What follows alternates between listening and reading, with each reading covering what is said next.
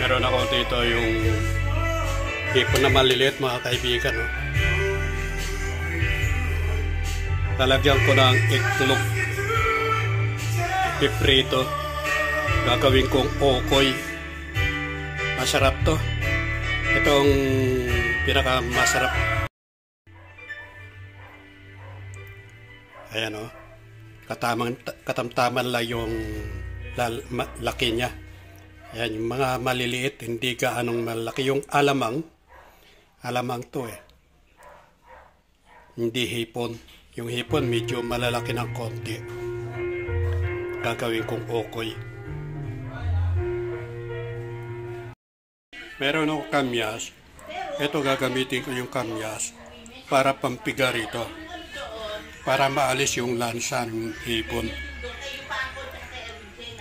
Ganyan ang paggawa. Para maalis lang yung lansa, pipigaan natin ang kamyas. Ayan. Para mababad siya, pag nababad na siya, alisin na, sasalain ulit yung hipon na maliliit bago titimplahan. Ayan. Gagawin kong okay, guys.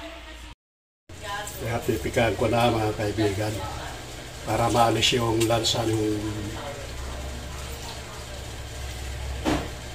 ating lulutuin na ipiprito. Yung katas lang kailangan ng kamyas. Bababad ko lang para maalis lang yung lansa, yung hipon.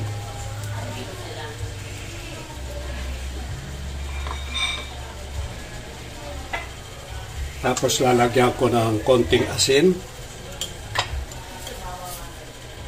para templado na siya. Yan. Tapos ibababad natin kahit na 2 minuto lang.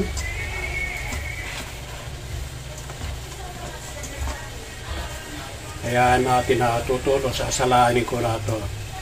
Yan. Dito ko ulit ilalagay sa strainer para masala. Ayan. Maalis yung katas. Kailangan mapatuyo natin ng konti.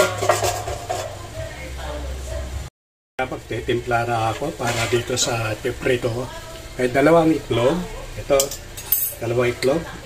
Cornstarch. Turmeric.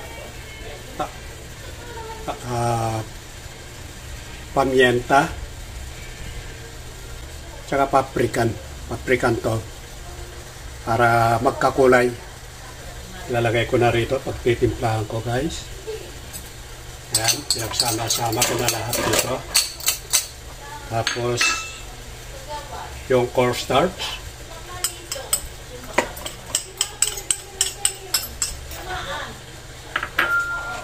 Dalawang iklog.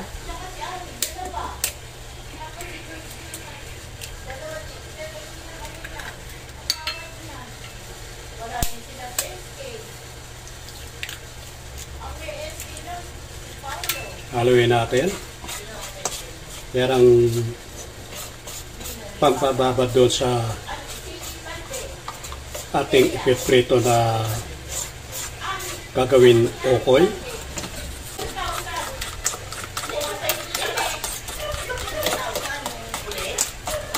Tapos pagka nabix na ito, lalagay na natin yung hipon.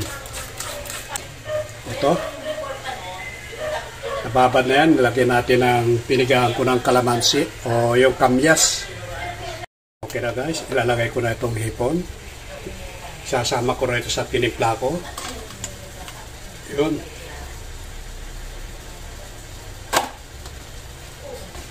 Tapos ihalo natin. Ayan, ganyan lang. Lahat nito, mga kaibigan. Okoy, hipon. Timplado na. Yan, kumulay na yung paprika at saka turmeric na ating nilagay. Ayan. Kaya magpiprito na tayo. Initin muna natin ng konti yung mantika. Bago tayo magpiprito ng okoy.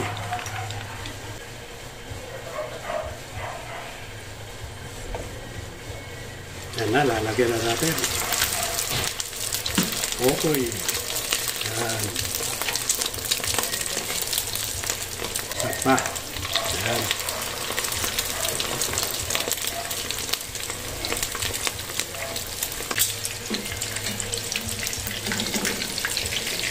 Wow. Okay. Ay. Ayun.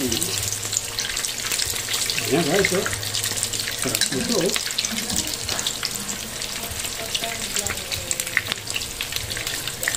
Wow. Ayan.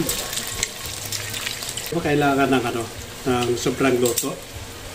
Baka masunog guys. Titignan natin. Sisilip na. Konti pa.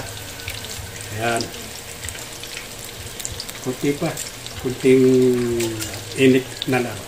Kunting init pa.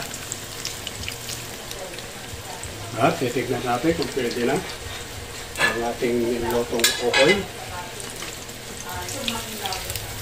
Wow! Claro, pwede na ito guys. Ayan.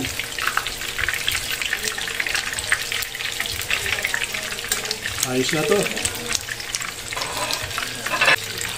Oh, sarap ito. Pangalawang salang. Ayan. Pangalawang salang na ito guys. Oh.